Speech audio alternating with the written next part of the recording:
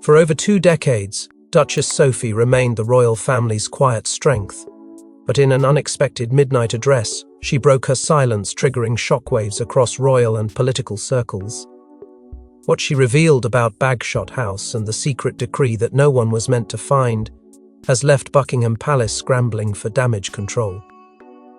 Before we go deeper into what this really means for the royal family, make sure to subscribe so you don't miss a single update. It was just past midnight when a subdued but unusually firm Duchess Sophie appeared on screen, her expression unreadable, her words unmistakably calculated. For a woman long perceived as the royal family's steady hand, what followed wasn't just unexpected, it was explosive. In a voice steadied by years of restraint, Sophie confirmed the existence of a private royal decree, one that transferred full exclusive rights of Bagshot House directly to her name. It wasn't phrased as a request, nor cloaked in ceremonial ambiguity. The decree, she insisted, bore the late Queen's personal seal and was legally binding. This wasn't mere inheritance. It was designation, intentional, permanent. Palace corridors, usually quiet after evening engagements, reportedly went into immediate disarray. Senior aides were called in urgently. Phones rang across multiple royal residences. No one, not even Buckingham Palace's most informed press secretaries, had foreseen this revelation. For years, Bagshot House was seen as a shared royal asset, quietly linked to Prince Edward and understood to be theirs as a couple. But the language Sophie used in her statement left no room for speculation. The delivery wasn't emotional. It was deliberate, measured, almost as if she knew exactly what kind of storm it would unleash. What makes this even more shocking is the contrast it exposes in Sophie's public persona. The Duchess has always operated under the radar, dutiful, dependable, and devoid of controversy. She was seen as someone who maintained the monarchy's dignity without ever chasing its spotlight. And perhaps that's exactly why this moment hits harder. This wasn't a dramatic press conference, nor a teary interview. It was a controlled detonation, planned with the precision of someone who had waited patiently, strategically for the right moment. But this wasn't just about the declaration. Observers quickly noted a single detail that turned whispers into wildfire. Clutched in her left hand, barely visible to the camera, was a folded paper with the unmistakable royal monogram, ER 2nd Queen Elizabeth Regina. Experts now believe this was either a copy of the original decree or personal correspondence verifying Sophie's claim. If true, it meant Sophie didn't act alone. She acted in accordance with the late Queen's direct wishes, and by breaking her silence now, she wasn't just protecting herself. She was defending the last private command of a monarch who trusted her above most. Within hours, Buckingham Palace issued a tepid acknowledgement of Sophie's remarks, neither confirming nor denying the decree's validity. Behind the scenes, however, insiders reported a very different atmosphere: tension, panic, and most of all confusion. The chain of command had been disrupted not by rebellion, but by revelation, and as the monarchy scrambled to regain control of the narrative, one question rose louder than the rest: why now? What prompted Sophie to speak, and why had this royal secret been hidden for so long? But what forced Duchess Sophie to reveal this long-buried secret now, and why does it trace back to a decree signed in utmost secrecy by the late Queen? Buried deep in the archives of the royal household was a document marked Eyes Only, Monarch's Discretion. That decree, never intended for public scrutiny, holds the key to Bagshot House and a power play orchestrated long before the world ever noticed. Long before Sophie's midnight revelation, there were whispers, subtle murmurs among palace archivists and private secretaries about a sealed file in the Queen's personal vault. Royal decrees regarding estate matters are rare, and even rarer when they circumvent established channels of succession and administration. But this one did more than just bend the rules. It shattered them. Unlike traditional property transfers handled by the Crown Estate or the Duchy of Lancaster, this decree sidestepped every formal protocol. It was neither catalogued by the Privy Council nor mentioned in court circulars. Its only authority? The sovereign's absolute will and a signature known to freeze entire rooms into silence, Elizabeth R. What made this document even more electrifying was the revelation that the Queen had written personal annotations in the margins. Insiders claim the handwritten notes contained underlined words like non-negotiable, protection, and most astonishing of all, sole beneficiary, Duchess of Edinburgh. These were not scribbles of hesitation, they were marks of certainty. It was as if the Queen had foreseen future turmoil and carved out a quiet fortress for one woman she trusted above all others. Not Edward, not even Charles. Sophie. To palace aides familiar with the labyrinth of royal documentation, this was unprecedented. Queen Elizabeth, known for her unwavering adherence to tradition, had gone rogue in the twilight of her reign. And for what? That question has tormented the highest echelons of the monarchy ever since the document resurfaced. Some speculate it was her way of shielding Sophie from the political tide she knew was coming, an era when titles would be questioned, roles redefined, and power realigned behind closed doors. Bagshot House, then, was never just a residence. It was a fortress, a final sanctuary entrusted to someone she believed would not betray it. But not everyone was willing to let this decision stand unchallenged. Sources close to the royal archives report that multiple aides attempted to withhold or delay the processing of the decree after the Queen's death.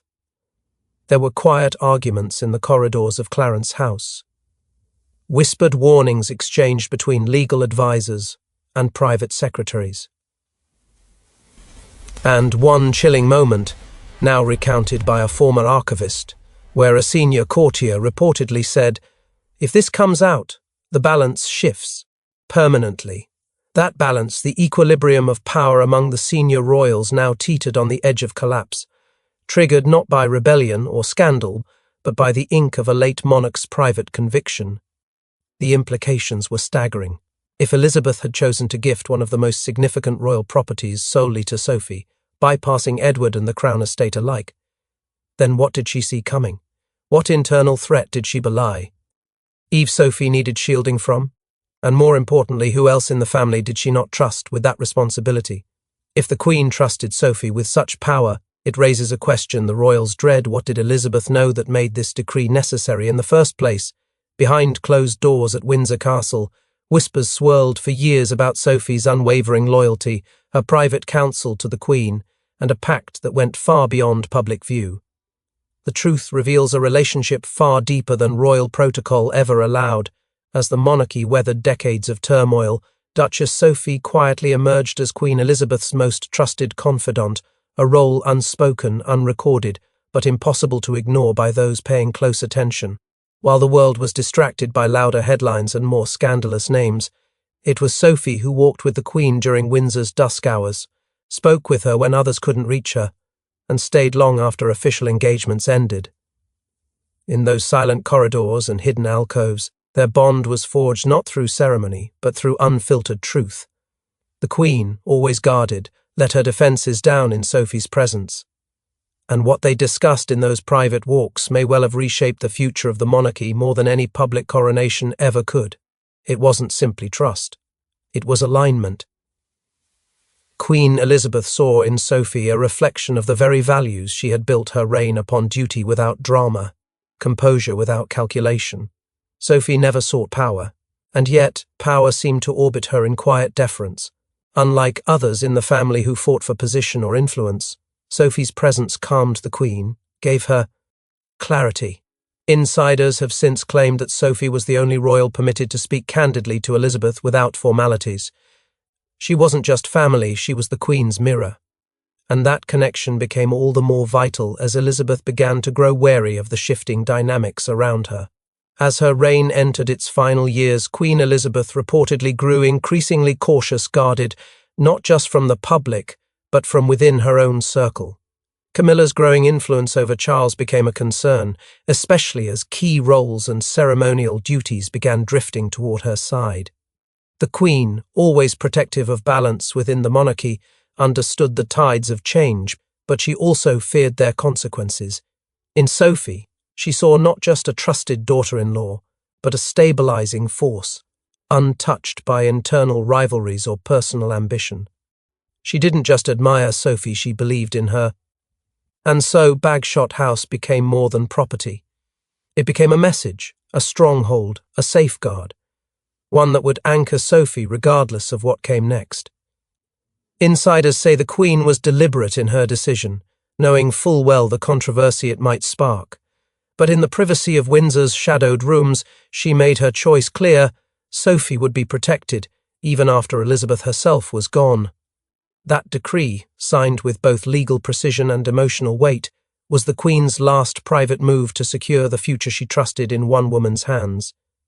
But even as the Queen laid plans to shield Sophie, others within the palace saw it as a betrayal and began plotting their own countermoves. Sources close to Queen Camilla describe a furious outburst when Sophie's decree was made public.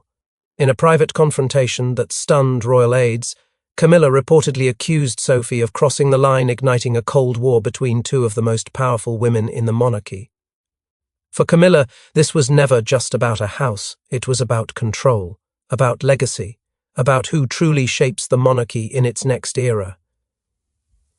Since becoming queen, she had quietly but decisively worked to redefine royal hierarchy, repositioning influence, redistributing visibility, and aligning senior roles with her own inner circle. Bagshot House, long viewed as a strategic royal residence rather than a sentimental one, was widely assumed to be part of that unspoken restructuring. And then, without warning, Sophie shattered that assumption with a single sentence that ripped authority straight out of Camilla's orbit. Those closest to the Queen described the moment the news reached her as volcanic. What followed was not dignified restraint but raw fury. Staff were reportedly dismissed from a private sitting room after voices were heard raised behind closed doors. And though no official transcript exists, what filtered out afterward sent tremors through the palace. Camilla, sources claim, confronted Sophie directly, her tone sharp, her composure gone. She accused Sophie of weaponizing the late Queen's memory, of positioning herself above the new order, of claiming something that, in Camilla's words, was never meant to be hers alone. The tension did not remain contained for long.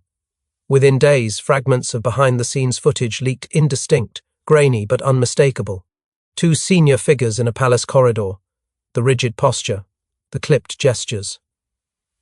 The moment Camilla turned abruptly away as Sophie remained unmoving.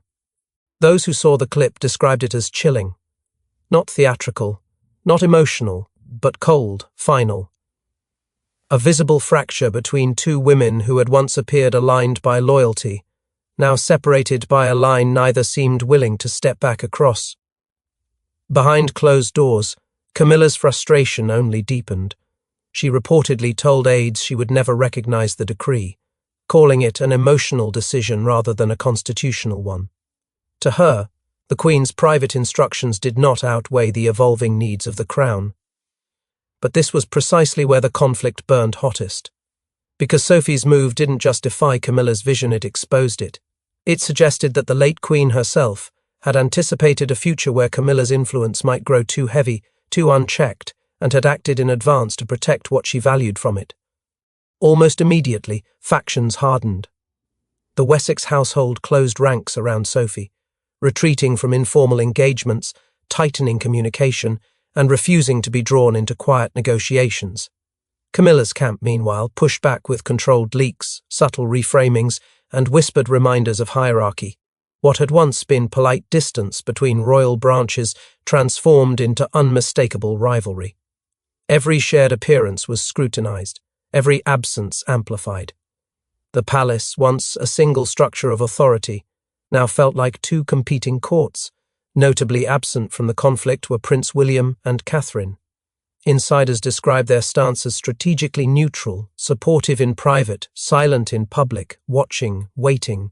Their refusal to take sides only deepened the uncertainty, leaving Camilla isolated in her outrage and Sophie fortified by quiet sympathy. Because in this new royal climate, silence itself had become a weapon. And while Camilla raged behind closed doors, another royal figure moved quietly, Prince Edward, whose silence has become deafening. Caught in the crossfire between his wife's revelation and his brother's monarchy, Prince Edward faces an impossible choice. His silence speaks volumes, but palace insiders reveal he may be hiding the most damaging truth of all. For years, Prince Edward had been the quiet stabilizer in a family defined by division, scandal, and shifting allegiances. He was never the headline, never the fire-starter. Instead, he operated in the margins, steadfast, measured, loyal. But in the aftermath of Sophie's bombshell revelation about the secret decree, Edward's silence has become something else entirely. A puzzle, a pressure point, a sign that perhaps he knows more than anyone is willing to admit. Rumours have begun to swirl, persistent, unsettling whispers that Edward was not only aware of the Queen's decree, but may have agreed under quiet duress to keep it buried, for the sake of the crown, for the sake of peace, for the illusion of unity. Conflicting narratives have emerged from those closest to the couple. Some insist Edward was blindsided by Sophie's midnight statement, caught between his duty to the monarchy and his duty to the woman who has stood loyally at his side for decades. Others paint a different picture, one where Edward knew everything and wrestled with the burden of it for months, perhaps even years. According to one former aide, Edward had once referred to Bagshot House as a line we dare not cross. Whether he meant it metaphorically or literally, no one knows. But in the weeks leading up to Sophie's speech, staff inside the estate noticed something shift. His demeanour changed.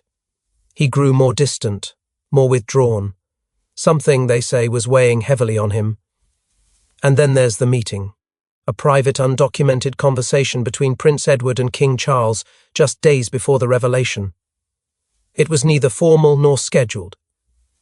Yet multiple sources confirm the brothers met behind closed doors, with no advisers present. What was said remains a mystery, but shortly after, Charles was described by aides as visibly shaken, while Edward retreated further into silence. What could a conversation between two brothers have ignited that left them both so rattled, and why did neither speak publicly in the days that followed? Insiders have even suggested that Edward may have rehearsed what he now dreads most, a public statement, one that could either support Sophie's claim or deny it outright. But as each day passes without a word, the pressure only grows. Because in the palace, silence is never neutral. It is loaded, tactical. And when the stakes are this high, silence can be a declaration of guilt or of loyalty so deep it cuts through truth itself, caught between a crown he swore to uphold and a wife who has made the boldest move of her royal life. Edward now stands at a crossroads, and the longer he stays silent, the more damning it becomes. For if he knew and did nothing, he risks betrayal. If he was kept in the dark, he risks irrelevance. And if he chooses to speak, well, the monarchy may never recover from what he has to say. And then came the moment that changed everything, a call from Princess Anne, who demanded an emergency family meeting. When Princess Anne steps in, it's never without reason and never without consequences. Her demand for an immediate family summit left even the king scrambling. What followed behind Balmoral's heavy doors was a royal reckoning unlike any in recent history. The request came swiftly, and without ceremony, Anne had made up her mind. A family meeting, no aides, no leaks, no delays. That in itself was a warning. The Princess Royal has always been known as the monarchy's enforcer, the guardian of protocol, duty, and no-nonsense tradition. But this time, it wasn't just tradition at stake. It was the crown's internal fracture threatening to split open before the public eye. Anne had stayed silent long enough. And when the Queen's handwritten decree to Sophie came to light, Anne, according to those closest to her, saw it not as a challenge to royal order, but as a command from the only woman she ever answered to. The atmosphere at Balmoral was anything but composed. Tensions that had been simmering behind palace walls now erupted in full view of the inner circle. King Charles arrived early, uncharacteristically quiet. Camilla followed, tightly composed, radiating fury beneath a veneer of royal calm. Sophie and Edward entered separately, each carrying the weight of unspoken truths. But it was Anne who presided not as a moderator, but as a voice of finality. Those present described her tone as clipped, unwavering, and at times chilling. She did not ask questions, she issued declarations. And when Camilla pushed back against the decree's validity, Anne reportedly stood and said 7 words that silenced the If the Queen signed it, it stands. The revelation stunned even Charles, who had hoped for room to maneuver, to find a compromise that could preserve unity. But Anne offered none. Her view was clear: Queen Elizabeth had made a sovereign decision, one that had to be honoured regardless of who felt slighted. Leaked notes from the meeting suggest Anne had long known of the decree and had warned Charles privately that ignoring it would be seen not just as disrespectful to Sophie, but as an erasure of the Queen's final wishes.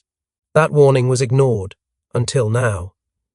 As the conversation spiraled, Camilla challenged the very integrity of the document. She allegedly accused Anne of siding with those who've always kept their distance from the Crown's real responsibility. The remark drew an icy glare, not only from Anne but from Edward, whose restraint broke for the first time. He reportedly replied, "The Queen knew who she could trust," and with that, the table fractured. What began as an attempt to solve a crisis had only deepened the divide.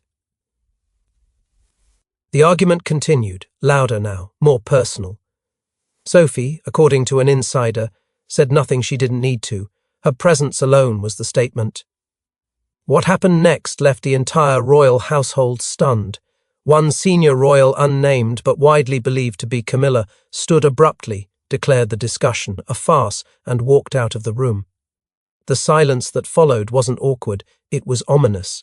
No resolutions were signed, no agreements were made. The family exited one by one, colder and more fractured than when they had arrived. What should have been a summit became a battlefield. Yet while the family clashed in private, the media storm was about to explode, with the public demanding answers and old enemies sensing opportunity. Tabloids screamed headlines. Crowds gathered outside Bagshot. Social media turned Sophie into both a heroine and a villain. As the monarchy's image wobbled, the question arose: is Sophie the victim of palace schemes, or a silent strategist who played the long game? Within hours of Sophie's revelation, the media frenzy became unstoppable. The words "secret decree" plastered news tickers from London to New York. Some outlets hailed her as the Duchess who dared to defy the silence, a woman honouring Queen Elizabeth's last wish with courage and grace. Others spun a darker tale, accusing her of opportunism, suggesting she timed her statement to gain leverage, or worse, that she manipulated her position to isolate power. Commentators debated endlessly: was this an act of loyalty to the late Queen, or a strategic checkmate within a monarchy riddled by internal mistrust?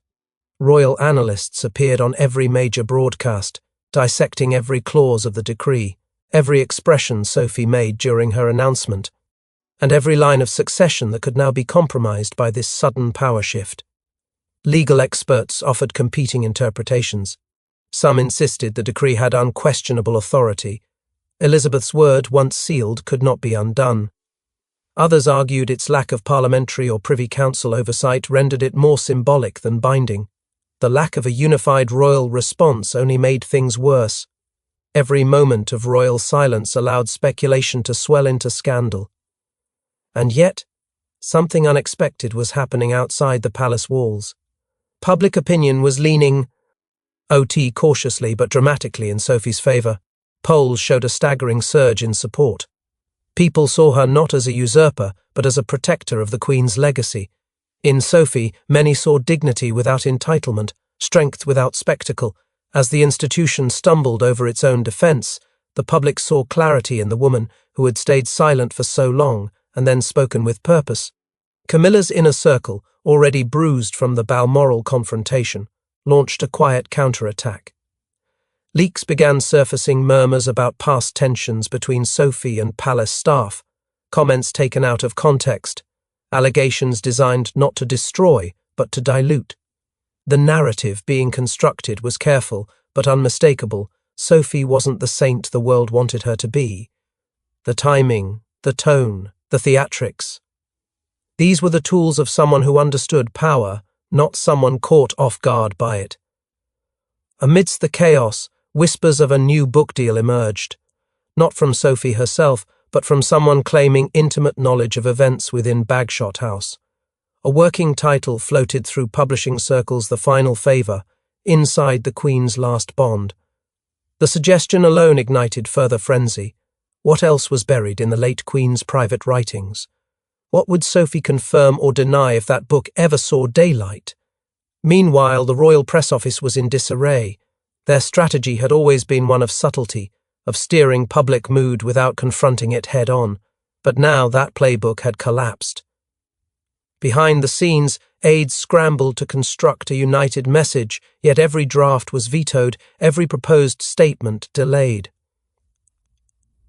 The monarchy's strongest weapon, its control of the narrative, had been stolen right out from under it, not by a crisis, but by a choice. But then, just as the noise reached fever pitch, an unexpected ally stepped forward, an aging royal whose voice hadn't been heard in years. In a sealed envelope found tucked away in a private desk, a letter from the late Prince Philip emerged, addressed to Sophie and dated just weeks before his passing. Its contents?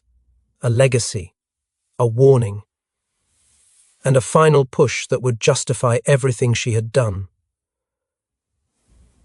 It was Lady Louise who stumbled upon the envelope, hidden among her grandfather's old naval dispatches and handwritten journals, materials no one had dared touch since the day the Duke of Edinburgh passed. The letter bore no official seal, no royal insignia, only the simple initials PP on its fold. What lay inside was not a formality, not a ceremonial farewell. It was deeply personal, fiercely honest, and directed only to one person, Sophie. In that private letter, Prince Philip poured out the kind of truth he had rarely spoken aloud. He praised her loyalty, not just to the monarchy, but to his wife. He recognized the silence she had upheld, the battles she had fought in the background, and the restraint she had mastered when others grasped for spotlight. But his praise came with caution. Philip wrote of the storms that would come, and the voices that would rise against her. He warned that when the Queen was gone, so too would be the barrier that shielded Sophie from the politics she never invited, but would no longer be able to avoid. He urged her to remain firm, to remember that her value was never measured in headlines or titles, but in the trust the Queen had placed in her above all others. And then came the line that silenced everyone who heard it: Bagshot is yours. Protect it and protect them. When Prince Edward read the letter aloud to close family during a private gathering, the room fell into stunned stillness. He reportedly broke down midway, his voice cracking as he tried to finish his father's final thoughts. It was the first time since Sophie's announcement that emotion overtook him so visibly, and it reshaped how many within the royal circle viewed the entire saga. Because now, the story wasn't about property, it wasn't about power plays. It was about legacy, about foresight, about a dying patriarch who had seen the chessboard long before anyone else and moved the final piece into place with unflinching certainty. This letter did what no public statement, no legal document, and no carefully crafted royal response could. It rewrote the narrative. With Philip's words etched into history, Sophie was no longer simply the quiet duchess who broke tradition.